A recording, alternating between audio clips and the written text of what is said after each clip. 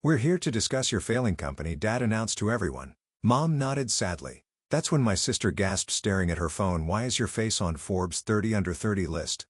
The room went silent. The invitation came through our family group chat. My mother's perfectly worded message dripping with concerned disappointment. Emergency family meeting. Thursday, 7 p.m. Alexandra needs our help with her situation. My situation? That's what they've been calling my decision to quit my prestigious consulting job and start my own company. 2 years of subtle jabs, worried phone calls, and not-so-subtle hints about real jobs with actual benefits. I sat in my car outside my parents' colonial-style house, the same one I'd grown up in, where success was measured in Ivy League degrees and corporate titles. My sister Emma's Range Rover sat in the circular driveway next to Dad's Mercedes and Mom's BMW. My Toyota Corolla looked decidedly out of place, exactly how they saw me these days. My phone buzzed. Another message from Marcus, my CFO. Forbes article goes live at 8 p.m. Eastern Standard Time. You ready for this? I texted back, perfect timing. Family intervention starts at 7. His response was immediate. Savage. Want me to send a car to rescue you? No need. Some things are worth waiting for. I checked my reflection in the rearview mirror. No designer clothes tonight. Just a simple black blazer over a white shirt, minimal makeup, hair pulled back neatly. Let him think I couldn't afford better. It made the coming revelation sweeter. The door opened before I could knock. Mom stood there in her channel suit, perfect makeup not quite hiding her frown lines. Alexander darling, you're late. By 2 minutes, Mom. Details matter in business, dear. She ushered me inside. Something you might want to consider. The living room was set up like a corporate intervention. Dad in his power position by the fireplace, Emma and her husband James on the leather sofa, Mom's sister, Aunt Patricia in the wingback chair. They'd even called in reinforcements. Allie, Emma air kissed my cheek. Love the blazer. H&M thrift store, actually. I watched her try to hide her horror. Sustainable fashion. Very on trend. Dad cleared his throat. Let's get started. We're here because we're worried about you, Alexandra. About my situation? I took the least comfortable chair, deliberately facing them all. About your choices, Mom corrected. 2 years ago, you had everything. Junior partner track at McKinsey. That lovely penthouse apartment. William, yes, William.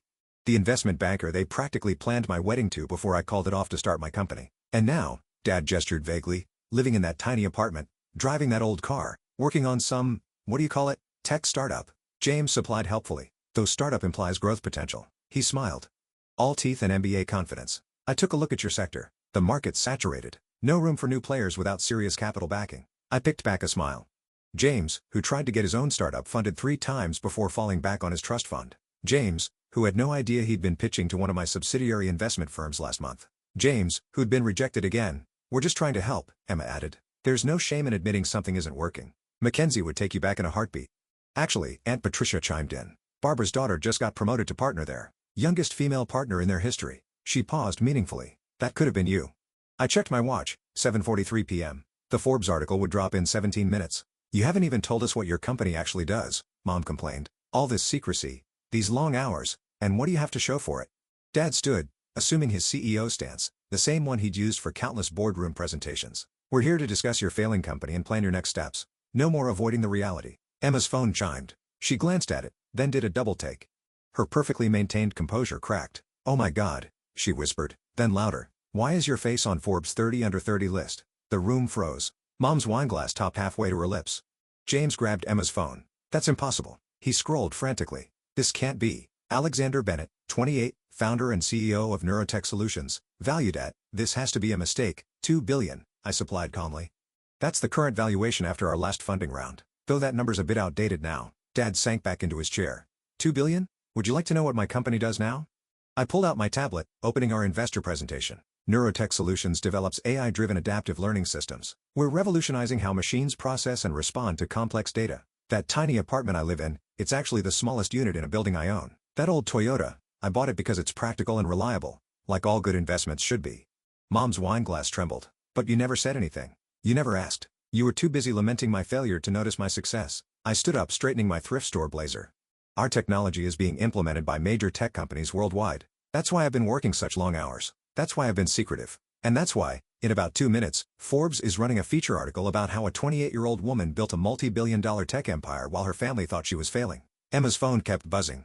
Notifications pouring in as the article went live. James looked like he'd swallowed something sour. Aunt Patricia was already dialing, probably calling Barbara about her suddenly less impressive daughter. $2 billion, Dad repeated, shell-shocked.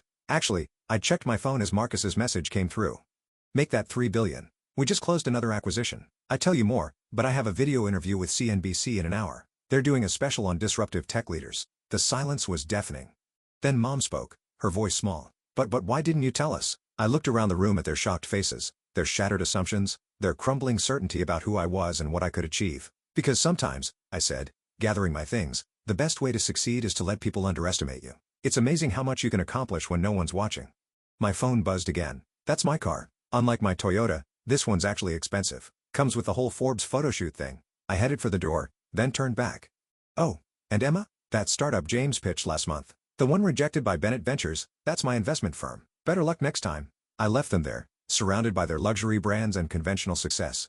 While outside, a sleek black car waited to take me to my next interview. Sometimes the best revenge isn't proving people wrong. It's letting them realize they never really knew you at all. And I was just getting started. The CNBC interview was just the beginning. By midnight, my phone had exploded with messages. Old classmates suddenly remembering our close friendship, distant relatives claiming they always believed in me, and most tellingly, a series of increasingly desperate texts from my family. Mom, Alexandra, please call us. We need to talk. Emma, why didn't you tell me? I'm your sister. James, about that pitch. Perhaps we could discuss over lunch. Dad, I don't understand. You had all this success and kept it secret. From your own family. I ignored them all, focusing instead on the message from Marcus. Stocks up 12% after the Forbes piece. Tokyo markets opening strong. Ready for tomorrow's board meeting. The next morning, I walked into Neurotech's headquarters, a sleek glass tower in the heart of downtown, my name discreetly etched on the cornerstone. The security guard nodded respectfully. Good morning, Miss Bennett. My executive assistant, Maya, met me at the elevator. Your family's been calling the office since 6 a.m. Your mother tried to charm her way past reception, but security followed protocol. I smiled. Of course, they did. Any other surprises? Your sister, Emma, posted on LinkedIn about her brilliant tech entrepreneur sister and tagged you. PR wants to know how to handle it. No response necessary. Let her chase the connection. My office occupied the top floor, but I designed it to be invisible from the street. Privacy glass, minimal signage. The space inside was modern, but understated. Clean lines, practical furniture, walls covered in whiteboards filled with code and complex algorithms. The morning news played silently on multiple screens. Tech wonderkind, Alexandra Bennett, disrupts AI market. Neurotech Solutions, the stealth giant that's revolutionizing machine learning. Young CEO, billion-dollar empire in secret. A knock at my door interrupted my news scanning. Miss Bennett, your 9 a.m. is here. I turned, expecting my scheduled venture capital meeting. Instead, there stood William, my ex-fiancé, the investment banker my parents had never forgiven me for leaving. Alexandra, he said, attempting his old charming smile. You look successful. I look exactly the same as when you called my startup dreams cute and admirable. I stayed seated. How did you get on my calendar? He shifted uncomfortably. Your mother might have mentioned you had offices here. I thought, given our history, I cut in. You should remember that I don't appreciate people who underestimate me. I never. You said, and I quote, tech is a man's world, darling. Stick to consulting where they appreciate diversity hires. I pressed the intercom. Maya, please escort Mr. Harrison out and update security protocols. As he was led away, my actual 9 a.m. arrived. Sarah Chin, the notorious venture capitalist known for backing unicorn startups. Entertaining morning? She asked, nodding toward William's retreating figure. Just clearing out old misconceptions. I pulled up our presentation. Shall we discuss the future instead of the past? The meeting with Sarah went brilliantly, but it was just a warm-up for what came next. At noon, I had a board meeting, my first since the Forbes article dropped. The boardroom was full when I entered. Our investors, mostly older men who'd initially doubted me, now sat up straighter when I walked in. Funny how a few $1 billion changes people's posture. Before we begin, I said, taking my seat at the head of the table, let's address the elephant in the room. Yes, the Forbes article was strategic. Yes, the timing was deliberate. And no, this doesn't change anything about how we operate. Marcus, my CFO, pulled up our quarterly numbers. The growth charts look like mountain ranges. Steep, impressive, undeniable. As you can see, I continued, our decision to operate in stealth mode while building our technology base has paid off. We're not just ahead of the market, we are the market. One of our early investors, a man who'd once suggested I bring in a more experienced CEO, cleared his throat. The numbers are impressive, but the publicity changes things. Your family. My family is irrelevant to this company's operations. I pulled up another slide. What is relevant is our next move. Project Nexus. The room fell silent as I outlined our new AI architecture, technology that would make our current success look like a warm-up. Halfway through my presentation, Maya slipped me a note. Your sister's in the lobby. Says she's not leaving until you talk to her. I kept presenting, but sent a quick message to security. 5 minutes later, Emma was escorted to our smallest conference room, the one with the uncomfortable chairs. After the board meeting, I took my time reviewing contracts before finally heading down to meet her. She'd been waiting 2 hours, her perfect blowout slightly wilted, her Prada bag clutched like a shield. Really, ally? She burst out as I entered. You couldn't have security tell them who I am. Your own sister. They know exactly who you are. I sat down. That's why they followed protocol. She deflated slightly. Mom's crying. You know, Dad hasn't gone to work. They feel betrayed. Betrayed? I raised an eyebrow. By what? My success? My independence? Or the fact that they can't take credit for it? It's not like that. We're family. We should have been part of this. Like you make me part of your life? All those family dinners where you and James talked about your achievements, those charity galas where Mom introduced you as my successful daughter and me as Alexandra, she's finding herself.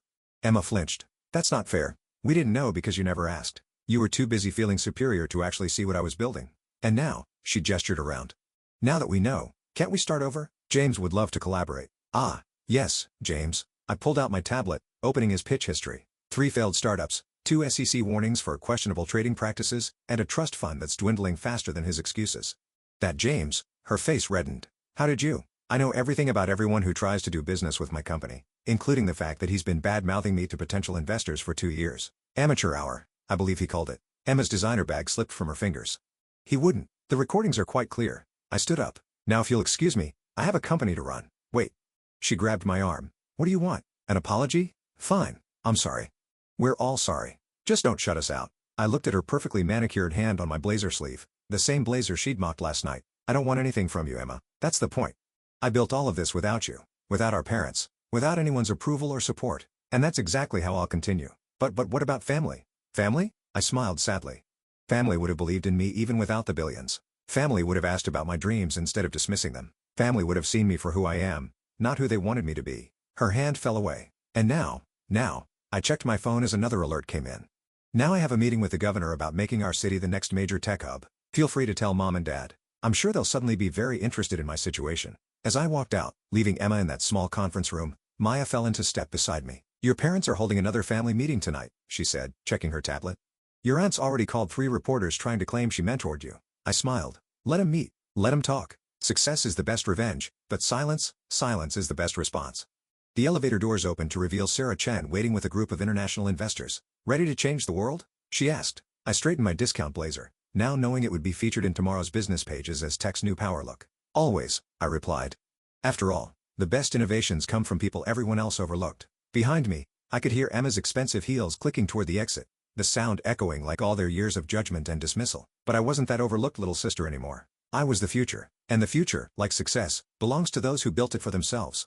1 month after the Forbes article changed everything, I sat in my office reviewing the latest market reports. Neurotech stock had doubled. Our AI technology was being called revolutionary by industry leaders, and my carefully maintained privacy had been replaced by constant public attention. Maya appeared in my doorway. Your father's downstairs. I didn't look up from my screen. The same answer as yesterday. He's different today. No Mercedes, no power suit. He's wearing jeans. That made me pause. Richard Bennett, CEO of Bennett Global Consulting, wearing jeans in public. He's been waiting in the lobby for 2 hours. Maya added, just sitting there watching people work. I pulled up the lobby security feed. There he was, my father, looking smaller somehow in casual clothes, holding a worn leather briefcase I'd never seen before. Sent him up. While waiting, I studied the collection of newspaper headlines framed on my wall. Neurotech announces breakthrough in quantum AI. Tech's newest billion-dollar CEO refuses family's attempts to take credit, Alexander Bennett.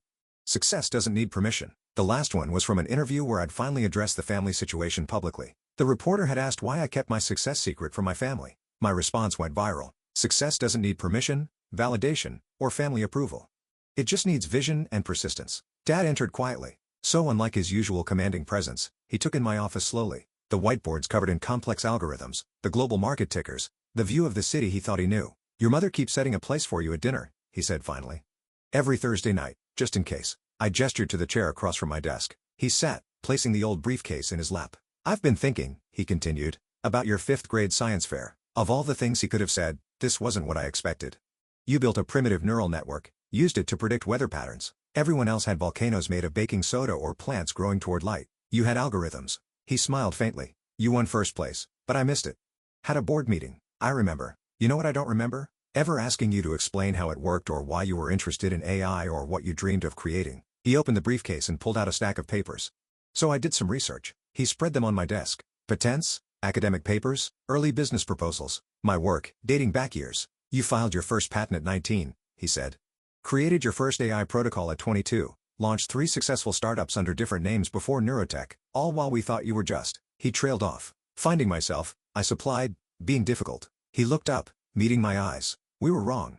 I was wrong. The silence stretched between us, heavy with years of missed connections. Did you know, he said finally, that your mother has started taking coding classes? Basic stuff. But she says she wants to understand what you built.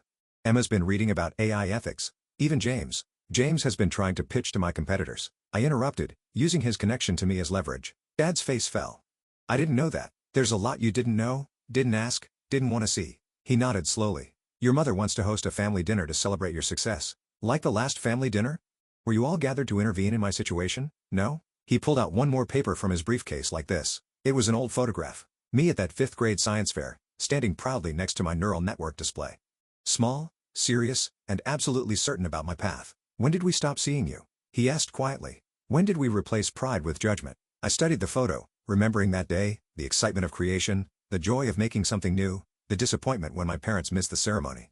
You know, I said, that project predicted weather patterns with 76% accuracy. Pretty impressive for a 5th grader. Want to know what Neurotech's current accuracy rate is? He looked up, interested despite himself. What is it?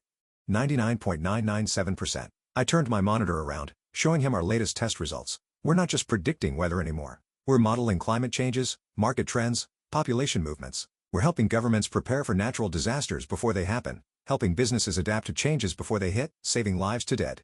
For the first time, I saw real understanding dawn in his eyes, not just of the money or success, but of what I'd actually built. Show me, he said softly. Help me understand. I hesitated. Then I stood up and walked to the largest whiteboard.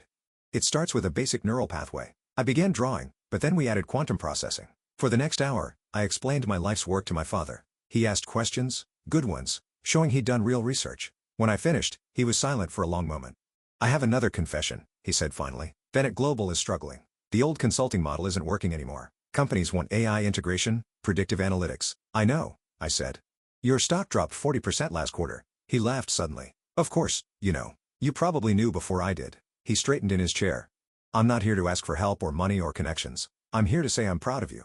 Not because you're successful, but because you had the courage to build something revolutionary while we were all too blind to see it. I walked to the window, looking out at the city where I built my empire in secret. The next family dinner, I said slowly. What if we held it here? Here, in my building. I'll give them a tour first. Show them what I actually do. No more assumptions. No more judgments. Just reality. They'd like that, he said. Then carefully, I'd like that. One condition. I turned back to face him. Everyone comes on their own merits. No plus ones. James isn't welcome. He nodded. Understood. Emma's? Figuring that out anyway. His latest investment scheme cost them heavily. I know. I bought their debt last week through a subsidiary. His eyebrows rose. You did? Why? Because Emma's still my sister. She needs to clean up her own mess, but I won't let her drown. I sat back down. Family is complicated. Success doesn't fix that. It just gives you the power to set better boundaries. Dad stood, gathering his briefcase. Thursday at 7. Thursday at 7. Tell Mom to wear comfortable shoes. It's a big building. At the door, he paused. That article, quote, about success not needing permission, I'm framing it from my office to remind me what real leadership looks like. After he left, Maya brought in my afternoon schedule and a fresh coffee. Your mother's already called 3 times about Thursday, she said. And Emma sent flowers. Don't make the flowers, I replied. And Maya, clear my Thursday evening schedule. It's time to show my family what I really built. That night, working late as usual, I added one more framed article to my wall. Tech CEO redefines family business. Success is the best teacher. Below it, I hung that old science fair photo, the little girl with big dreams who became the woman who changed the tech world. Sometimes the hardest part of success isn't building an empire. It's teaching others to see you for who you've become, not who they assumed you'd be. And as I looked out over my city, watching the lights twinkle in buildings where my technology was already at work, I smiled. Thursday would be interesting, but this time, I wouldn't be the one proving anything. I'd already done that. Now it was their turn to learn.